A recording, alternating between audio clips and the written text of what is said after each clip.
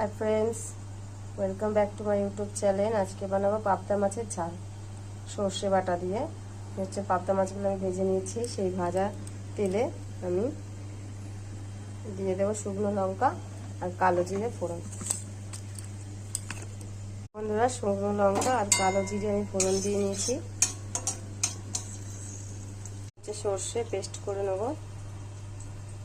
বন্ধুরা, সরষেটা পেস্ট করে নিয়েছি। সরষেটা কিন্তু আমি ছেঁকে নেব, কারণ সরষের খোলাতে পেটে ব্যথা করে, তার জন্য আমি সরষেটা ছেঁকে নেব। জল দিয়ে দিয়েছি, দিয়ে আমি ছাঁকনি দিয়ে তেলের উপর দিয়ে দেবো।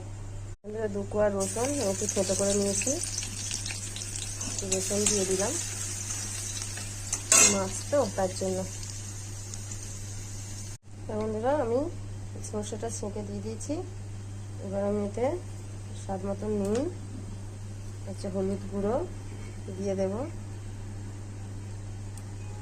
হলুদ গুঁড়ো, একটু লঙ্কার গুঁড়ো দিয়ে দেবো। কালারটাও ভালো আসে, টেস্টটাও ভালো হয়। একটু লঙ্কার গুঁড়ো দিয়ে দিলাম।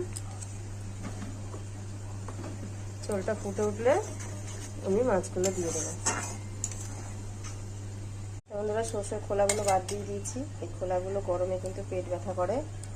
আচ্ছা, সরটা ফুটে গেছে, আর মাছগুলো দিয়ে দেবো।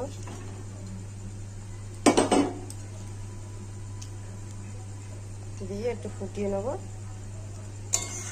তারপর ওপর দিয়ে সর্ষের তেল দিয়ে নামিয়ে নেব। বন্ধুরা, মাছটা আমার ফুটে গেছে, হয়ে গেছে মাছটা। এবার আমি নামিয়ে নেব। উপর দিয়ে একটু সর্ষের তেল দিয়ে দেবো।